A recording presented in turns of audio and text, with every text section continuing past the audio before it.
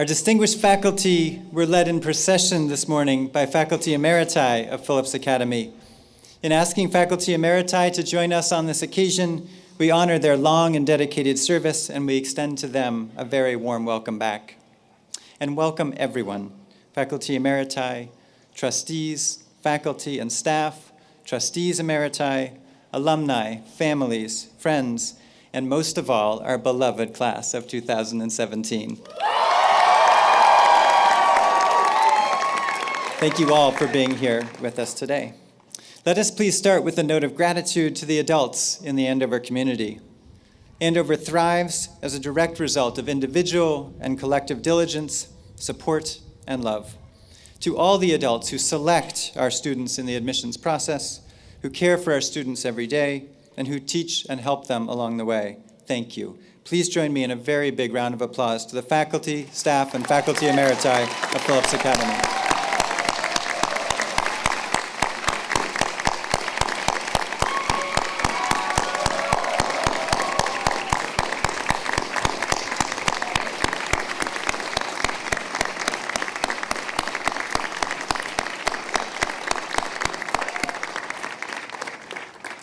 To the parents and grandparents, guardians and friends, thank you too. Thank you for the gift of time with the students you have sent us. I know for many of you that it felt like a great sacrifice to part with your children so early for so many days out of the year, whether as boarding or day students. For this gift of time, you have our enduring thanks. These students have grown, perhaps beyond recognition. They have worked very hard, and they are now ready, in some cases very ready, for the next chapter in their lives, all as it should be. We thank you for making possible this education for these terrific young people. Students, please join me in thanking your families for all they've done for you.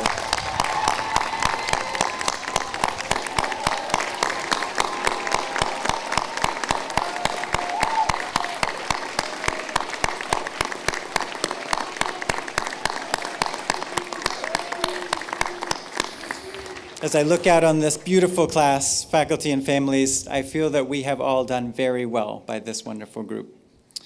To the great class of 2017, congratulations and thank you. You are a very special class, and I mean it. Arthur and Madison, you have led your class with distinction right from the start. Thank you for your words this morning and for the positive tone that both of you have set for the entire last year. I'm very grateful to you for your leadership. It matters enormously.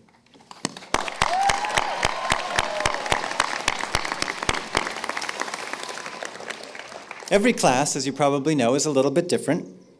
Class of 2017, you have a great sense of humor and fun, one of the great hallmarks of this school. Along the way, you put on beautiful shows and concerts, produced inspired visual art, won a pile of athletic championships, and played a lot of spike ball. A few weeks ago, you even threw me a glorious birthday party. Thank you, I loved it. My birthday was in September, but never mind, it was fun. Very few people get to have 2 birthday parties in a year, it's fabulous. You have not, let's be clear, been perfect. None of us is. You all know what I'm talking about, each in your own way, but you've been wonderful and inspiring and have distinguished yourself in so many different ways, large and small. Today gives us the opportunity to pause, to reflect on what this journey has been all about. Why, after all, did you come here? Why did you choose this challenging road for your high school experience? You tell us that you came to Andover for many things: to learn academically, to perform in the arts, theater, and music programs, to compete on the athletic fields. You've done all that really wonderfully. As an aside, parents and grandparents, one of the things I said a week or so ago to the senior athletes at the athletics banquet was that I'm so proud of their many championships and the records that they broke, and they did. But I'm most proud of the fact that never once in 4 years did I ever hear a complaint from an opposing coach, a parent, or a head of school about how they acted on the field. I can't tell you how important to me that is, and to the faculty who have the pleasure of coaching these young people. It's a huge mark of distinction. Thank you.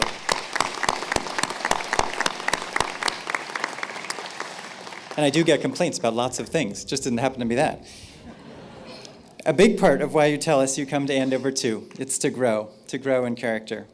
And that raises, it turns out, an interesting and hard question. What exactly does character education mean in the 21st century? Once upon a time, when Phillips Academy was founded in 1778 and Abbott Academy was founded 50 years later in 1828, everyone at these schools knew what character meant.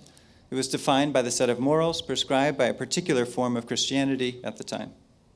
Today, when we come from so many different cultures and religious traditions, it can seem a good bit harder for us to define exactly that character, those morals that we all agree upon. Make no mistake, we have not turned our backs at all upon the founding values of the school. Though not defined the way it once was by a strict form of Calvinism in 1778, it means something meaningful to have graduated from Andover, to embrace the aspects of character that we have in mind for you.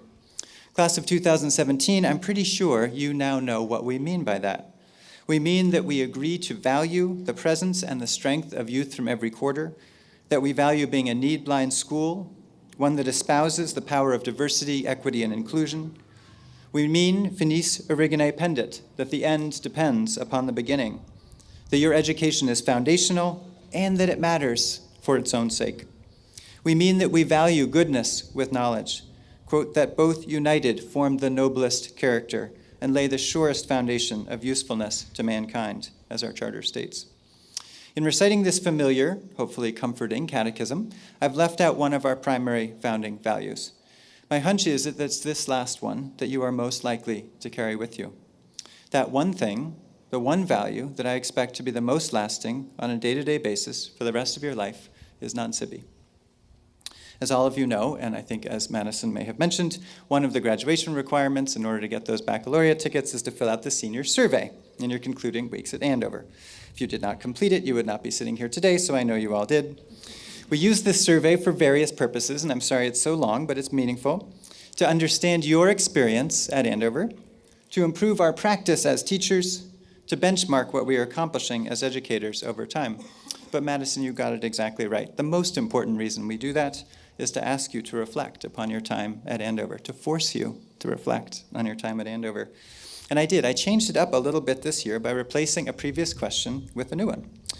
You didn't know it was new because you hadn't taken it in the past, but it read like this. It said, please respond to the following prompt. As I'm about to graduate from Andover, here's what non sibi means to me. I want to share back with you a few of these responses, as I think they help to get at this question of exactly what we mean by the Andover character and what's distinctive about an Andover education beyond the excellent academics, the arts, and the athletics in which you've engaged. Before I get into the most apt of the responses, let me acknowledge a few things. Keep it real. A couple of the responses to this question were truly silly or cynical. Those of us who read a lot of student responses knows that there is one student out there, regardless of the prompt, who always answers Apache attack helicopter. Beats me as to what it's supposed to mean, but it does mean something to someone. I know also from reading these responses and interacting with you over 4 years, you're all looking at one another wondering if it's that guy. Could be. I know from reading these responses and seeing you over 4 years that you are critical thinkers. Several of you mentioned that non sibi, in its purest form of not for self, doesn't take into account the obvious need to care for oneself as well as for others. One graduate of the Pike School down the street noted a preference for the Pike motto, non sibi solum, or not for self alone. Though it may be heresy to say so, as both an Exeter graduate, Exeter, by the way, has the same motto if you didn't know, and as the Andover head of school, I happen to agree. Non sibi solum makes more sense. Yet others of you criticized our ability as a community to live up to the non sibi motto every day.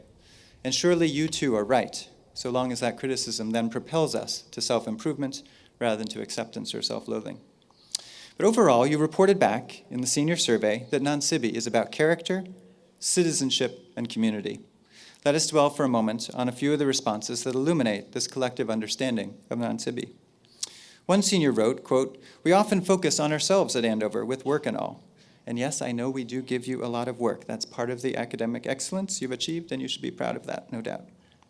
The senior went on, non sibi, however, makes me think about the incredible community that we have here.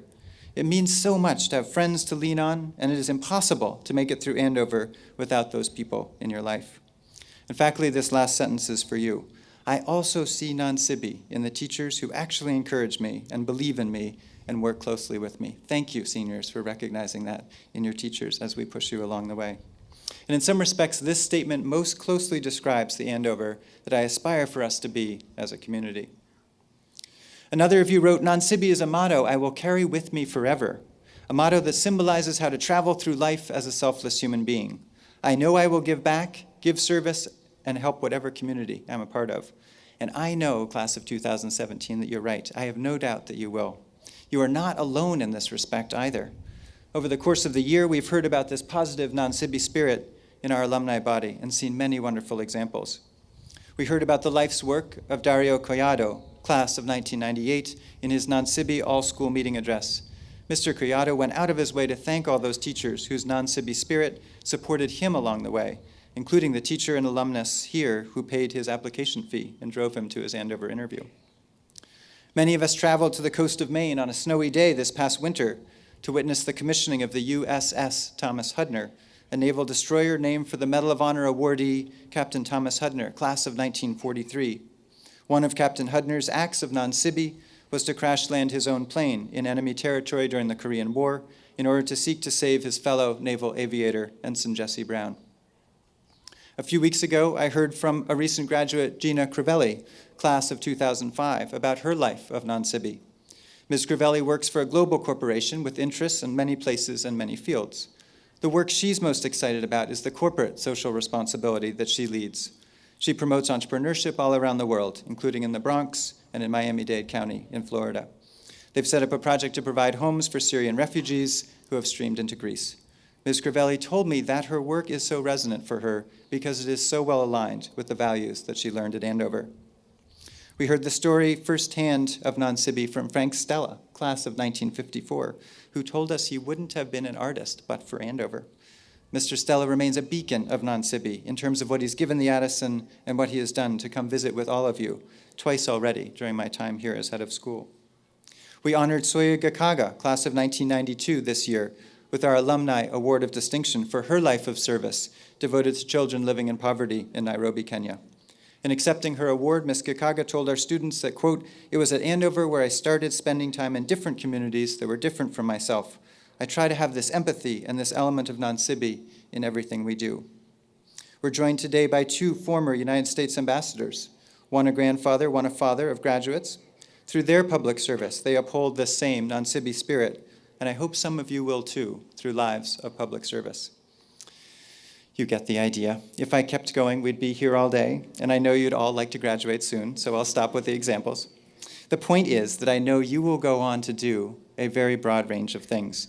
I hope and trust that you will make non-Sibi a central part of your life, not just a once-a-year thing, although I hope you will do that too on non-Sibi Day, but an everyday thing, and take seriously those critiques of your classmates that say we don't live up to it fully.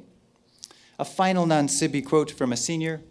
Non-Sibi has meant many things to me over my 4 years at Andover. At first, it was just a motto. Something was appealing to a visiting student, not much different than any other school motto to strive for something greater. What I later figured out, and this happened gradually, is that non-Sibi isn't simply a motto, but a culture that includes everyone, regardless of who they are.